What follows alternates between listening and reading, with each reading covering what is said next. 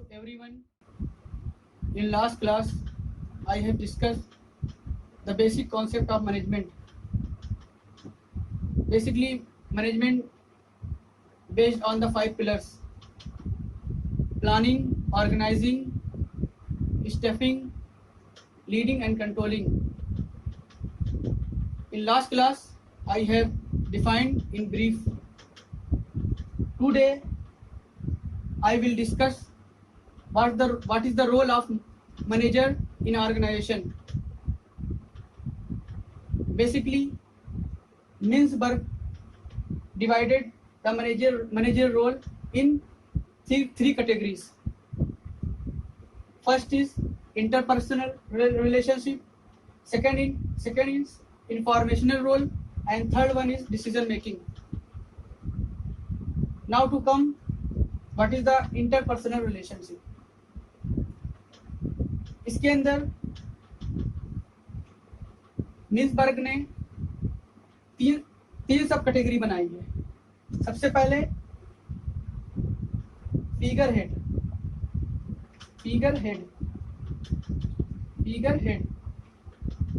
का मतलब होता है, जैसे आपको पिछली बार मैंने बताया था कि एक ऑर्गेनाइजेशन में जो टॉप लेवल का मैनेजर होता है वो ऑर्गेनाइजेशन को प्रेजेंट भी करता है।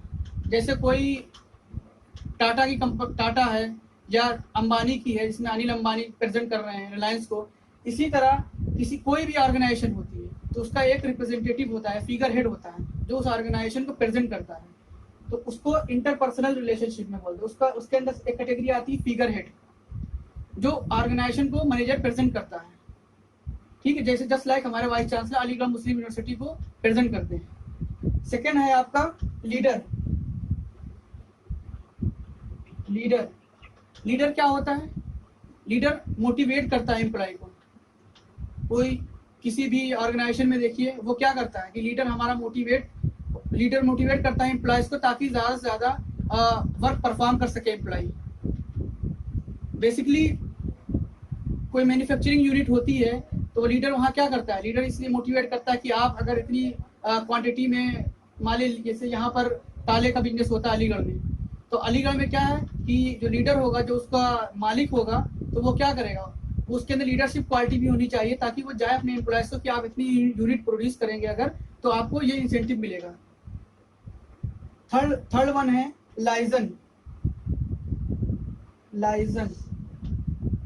लाइजन मीन्स होता है कि मैनेजर अपनी जो ऑर्गेनाइजेशन की रिलेशन है वो आउटसाइडर से कैसे रखता है।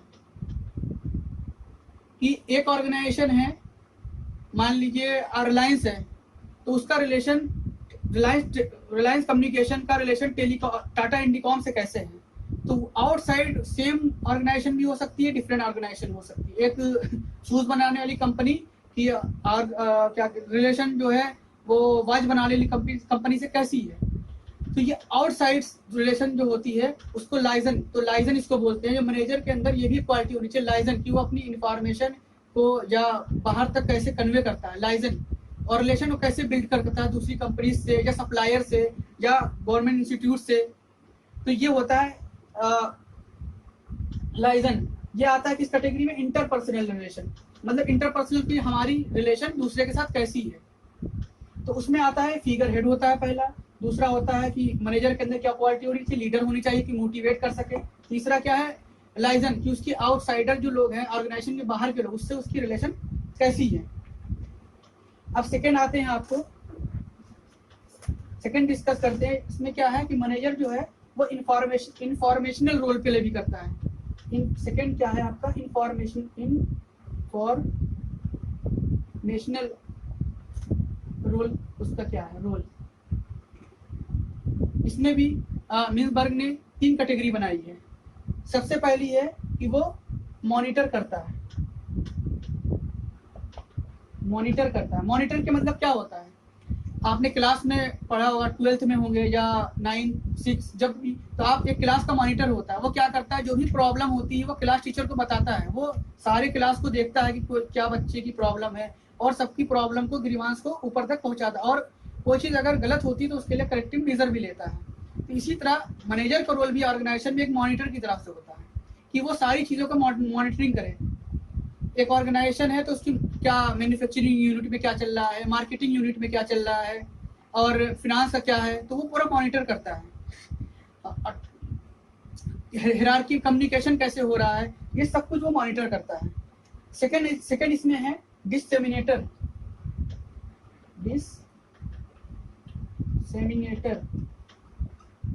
मैनेजर का रोल डिसेमिनेटर का भी होता है। डिसेमिनेटर का मतलब ये होता है कि वो transmit the information from inside to outside, कि मतलब वो अपनी जो कंपनी है उसकी इंफॉर्मेशन जो है वो बाहर तक लोगों को देना, कि हमारी कंपनी का ये प्रोडक्ट है, या हमारी कंपनी की ये पॉलिसी है, ये प्राइस है, जो आपको ऑफर आता है उसके बारे में कंपनी बताती है। तो वो मैनेजर का ये रोल होता है कि वो डिसेमिनेटर का, वो एक इंफॉर्मेशन दूसरे तक पहुंचाना। वो इंटरनल ऑर्गेनाइजेशन में भी हो सकती है, मतलब विद इन द डिपार्टमेंट भी हो सकती है, और आउटसाइड भी हो सकती है। तो डिसेमिनेटर का भी रोल भी प्ले करता है। थर्ड वन है इसमें स्पोक्समैन। मैनेजर जो होता है वो स्पोक्समैन भी होता है। स्पोक्समैन का मतलब आप समझ रहे होंगे, किसी भी कोई भी पॉलिटिकल पार्टी होती है तो उसका क्या होता है, आप देखते होंगे डिबेट में, डिफरेंट डिबेट में उसका स्पोक्समैन आता है, वो पॉलिसीज के बारे में बताता है कि हमारी पॉलिसी ये है। तो इसी तरह एक ऑर्गेनाइजेशन जो होता है वो मैनेजर के अंदर ये भी रोल होना चाहिए कि वो अपनी पॉलिसीज को लोगों को बताए। तो इसी तरह स्पोक्समैन भी होना चाहिए उसको, वो बाहर जाए अपनी पॉलिसी के बारे में डिस्कस करे, मीडिया को फेस करे, लोगों को बताए कि हमारी पॉलिसी ये है। ये हो गया, ये 3 रोल आपको मैंने बताए, मॉनिटर करना, डिसेमिनेटर एंड लास्ट वन स्पोक्समैन। अब आता है आपका डिसीजन मेकिंग। थर्ड वन है आपका last one, decision making. Manager के अंदर ये आपको हो गया, पहला मैंने बताया आपको इंफॉर्मेशन, उसमें 3 रोल बताए आपको, figure head, liaison and leader. Second one में आपको बताया इंफॉर्मेशन रोल भी होता है, उसमें बताया आपको मैंने मॉनिटर, डिसेमिनेटर एंड स्पोक्समैन। ये आपके हो गए 6 रोल हो गए। अब इसके बाद डिसीजन मेकिंग होता है। डिसीजन मेकिंग में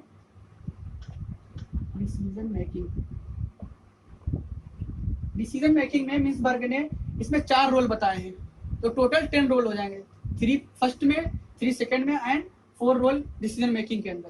तो सबसे पहला क्या है रोल, सबसे पहला रोल है कि मैनेजर जो है शुड बी एंटरप्रेन्योर, मतलब वो एंटरप्रेन्योर होना चाहिए। पहला है आपका एंटरप्रेन्योर,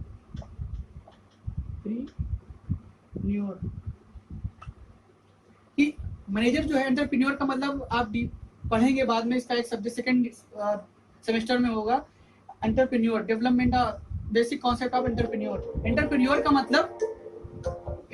का मतलब ये है कि आप नई आइडिया सोचना, चेंज एजेंट का रोल प्ले करना। चेंज एजेंट का मतलब कि कंपनीज में लगातार जो है चेंजेस आने चाहिए, कि आज मान लीजिए एक प्रोडक्ट बन रहा है, कल हो सकता है लोगों की डिमांड के अकॉर्डिंग हमें दूसरा प्रोडक्ट बनाना पड़े। तो मैनेजर के दिमाग में होना चाहिए पब्लिक की डिमांड के हिसाब से, कंज्यूमर की डिमांड के हिसाब से हमें प्रोडक्ट को बनाना है।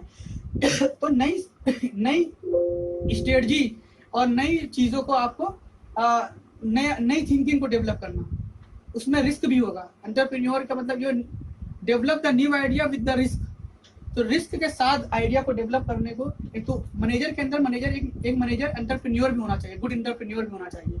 सेकंड आपको क्या है, इस कैटेगरी में सेकंड आएगा डिसीजन मेकर में, डिस्टर्बेंस हैंडलर।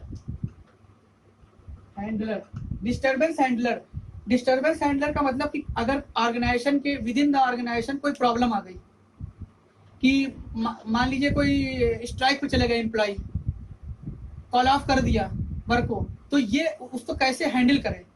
या हमारे पास रॉ मटेरियल कम पड़ गया, हमारी कोई मशीन खराब हो गई, तो मैनेजर के अंदर ये क्वालिटी होनी चाहिए एट द टाइम कि वो उसको मैनेज कर सके।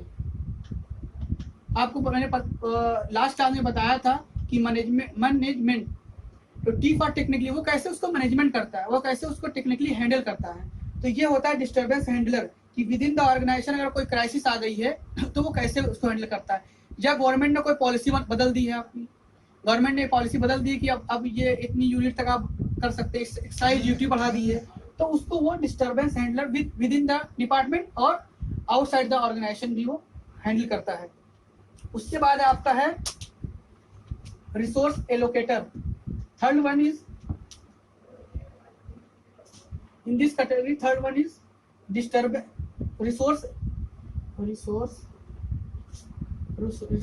एलोकेटर।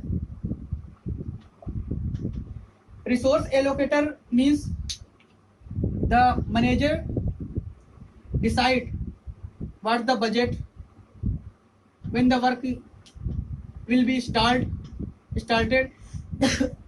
how and where।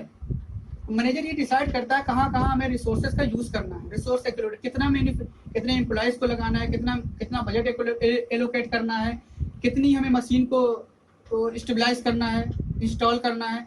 तो ये सब मैनेजर डिसाइड करता है, रिसोर्स एलोकेटर में आता है। लास्ट है आपका है नेगोशिएटर। फोर्थ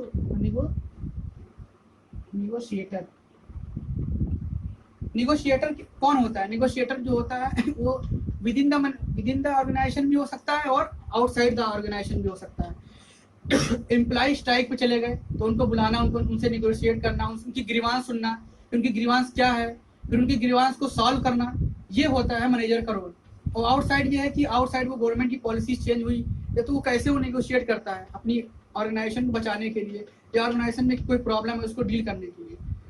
ये आपके इस लेक्चर में आपको मैंने मैनेजरियल रोल बताया। इसमें 10 रोल है। उसमें पहला रोल आता है आपका इंटरपर्सनल, दूसरा इंफॉर्मेशनल एंड तीसरा डिसीजन मेकिंग। टोटल मेंसबर्ग ने इनमें सब कैटेगरी बनाई। इसमें फर्स्ट में 3 रोल्स हैं, सेकंड में आपका इंफॉर्मेशनल में 3 रोल हैं और लास्ट में डिसीजन मेकिंग में 4 रोल हैं। इसको आपको मैंने ब्रीफली डिस्कस किया है। अब थैंक यू very much।